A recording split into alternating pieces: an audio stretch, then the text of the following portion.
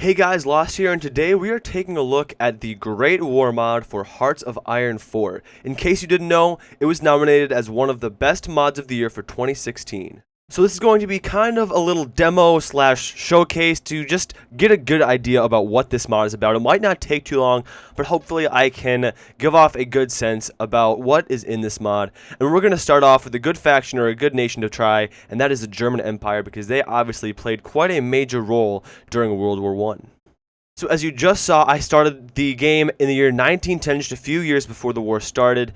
So we really have time to sit down, plan out what we want to do, recruit soldiers, and get ready for the Great War. By the way, if you couldn't already tell, this is a complete overhaul mod, so it brings every facet of the vanilla Hearts of Iron and brings it back into a World War I setting. So this first thing is somewhat irrelevant, because every country has a different focus tree, but right now we're going to take a look at the German Empire's focus tree, because this really determines how the structure of the war will be fought depending on what focus paths you follow. As a German Empire, you get a lot of different options when it comes to forming new alliances or deciding which way you want your government to go. You can even send the famous Zimmerman telegram, which makes you basically tell Mexico, hey, come join our side and invade the United States, which I think is pretty neat. One more thing about the focus tree, and actually all the research trees as well. Yes, it starts at the beginning of World War I, but it will actually transfer seamlessly onto the World War II research and focus tree. So that's pretty interesting that you can name Hitler Chancellor and all things like that. As I mentioned before, all the research trees and focus trees have been reworked and revamped to fit the era, and you can definitely tell that with all of the new features that this thing offers. A thing to note because of that, the role of tanks is a little different in the First World War than in the later, more modern wars. Historically speaking, tanks were not entered into World War I until the later stages of the war itself, so you actually aren't even able to research the first modern tanks until about 2 or 3 years into the war. As a result, you actually have to use armored cars rather than tanks, which doesn't really change the gameplay a whole lot. You'll still be able to do everything you normally could with the tank, it just changes how the technology works a little bit. A quick note about the air power, you have Zeppelins and biplanes now. Obviously you can advance that through the research tree. It's a little different than World War II, but otherwise all of the normal functions with air power work just the same.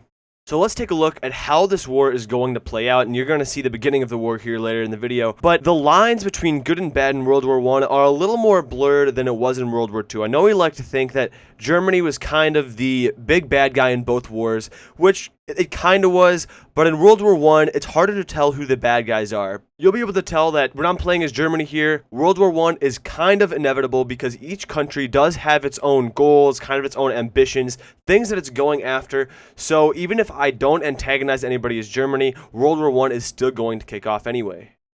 So during this playthrough, I have kept it fairly historical. I have befriended Austria-Hungary, and I will be sending essentially a friend request to the Ottoman Empire in 1914 once it allows me to do that on the focus tree. That way, during the war, we can have each other's backs.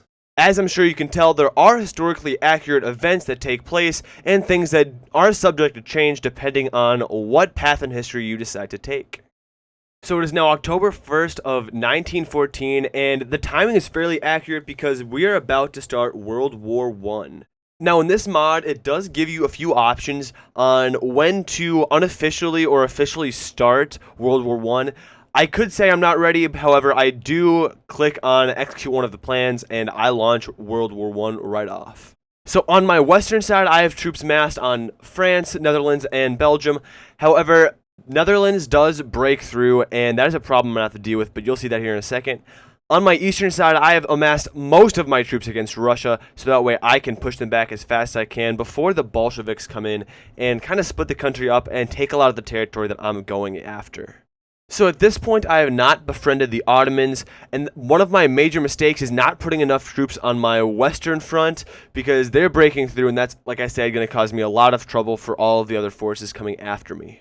So in terms of managing that little breakthrough in the Netherlands right there, I will end up stopping them, but they will move down and engulf the rest of my lines in the Western Front. However, I'm probably not going to show that. I'm not going to go much farther than right here. I just want to give you guys a little taste to see what this mod is really about. So I hope you guys enjoyed this video. It's definitely a new experience playing World War I due to the lack of nuclear power, where you usually have in like the modern day mod, for example, or World War II. So we are getting to the end here. I want to thank you guys for watching. If you want to download this mod, it is on Steam. It is also on the mod database. There's lots of places you can download it super easily, and you can go ahead and have fun with this mod. So I hope you guys enjoyed. Thanks for watching. I will see you guys later.